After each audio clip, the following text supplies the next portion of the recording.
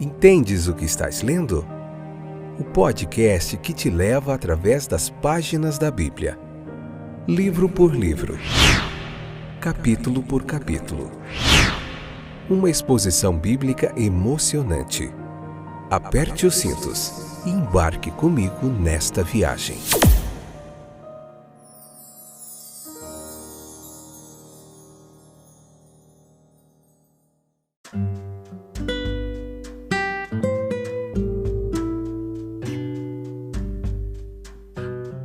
Olá, meu querido, amado irmão, irmã que tem nos acompanhado aí, o nosso podcast Entendes o que estás lendo?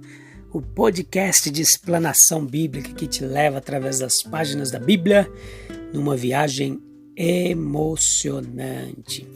Nós temos agora aqui a parte 2 do capítulo 4, né? No último episódio do nosso podcast nós estudamos a parte 1 do capítulo 4 e hoje nós vamos finalizar com a conclusão aqui do capítulo 4, parte 2.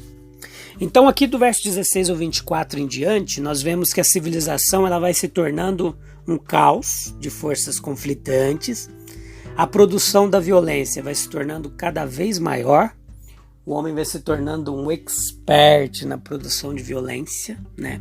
Há o derramamento de sangue, né? E a operação da própria ruína do homem, né? Poderíamos comparar com atos de violência lá da França do século XVII e XVIII, a violência das ruas das grandes cidades hoje, das pequenas cidades também, né?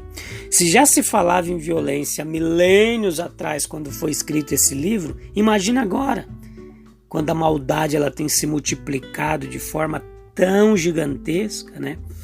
Como Paulo ele escreve a Timóteo, que hoje naquela época já, né, que Paulo escrevia a Timóteo, falou assim, olha, os homens, eles se tornarão amantes de si mesmos, egoístas, e que se importam cada vez menos com seu semelhante e com seu próximo, quer dizer, fugindo do propósito divino, né?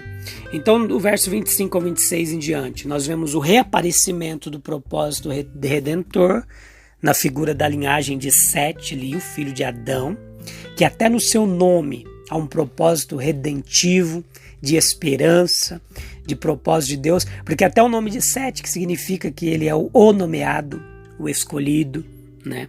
E ele, agora da descendência de Sete, começam a surgir homens piedosos, e se começa o início ali da adoração regular, porque diz ali no verso 26 que os homens, eles começam a invocar o nome do Senhor, começa a haver um interesse pela busca por Deus, né? Então se inicia um ciclo onde Deus ele vai sempre reservar os seus remanescentes. Desde aqui e durante toda a história bíblica nós vamos ver que sempre há alguém que busca ao Senhor. No próximo episódio, no capítulo 5, nós vamos ver Enoque, aquela linhagem aquele que andou com Deus, né? Depois nós vamos falar sobre Noé, que também andou com Deus, que também tinha fé em Deus, foi escolhido por Deus e foi guardado da ruína. Quer dizer, mesmo em meio a todo esse caos, em toda essa violência, toda essa maldade, a Bíblia vem nos trazer a personagens que estão interessados em invocar e em buscar a presença de Deus. Então, independente do que aconteça à nossa volta, ao nosso redor, a mensagem bíblica vem iluminar nossa consciência, a nossa mente, de que nós devemos buscar a presença de Deus independente do que está acontecendo lá fora, corrupção, maldade, violência, que os homens andem do jeito que eles querem, mas eu e você fomos escolhidos, reservados e separados para buscar a presença dele. Remanescentes, os restantes, mesmo em meio a todo o caos. Sempre haverá uma motivação. Deus sempre nos dará uma motivação para nós buscarmos a presença dele, né? Sempre haverá uma motivação. Então, a pressão externa, né? Acontece pressões à nossa volta, perigo constante, né? Multiplicação de incrédulos, de pessoas que não acreditam em Deus e que desprezam e zombam de Deus e daqueles que buscam a Deus, né? A necessidade da separação de um mundo mau e corrompido através da invocação do nome do Senhor, né? Esses estão entre os vários motivos para se invocar a Deus. Então, a semente de Sete, ela começa a ser separada e ali começa a haver uma promessa de que há um futuro, mesmo em meio a tanta maldade. A repetição da mensagem, né? Joséfo, que nasceu no ano 37 depois de Cristo e viveu até o ano 100 depois de Cristo, ele cita Sete no seu livro Antiguidades Judaicas como alguém virtuoso, alguém de um excelente caráter, né? Alguém de quem a sua descendência vai fazer muitas descobertas, invenções científicas, né? Então, foram enviados profetas. Nós vamos ver mais na frente a figura de Noé, como eu já falei, o pregador da justiça, né? Um exemplo de fé.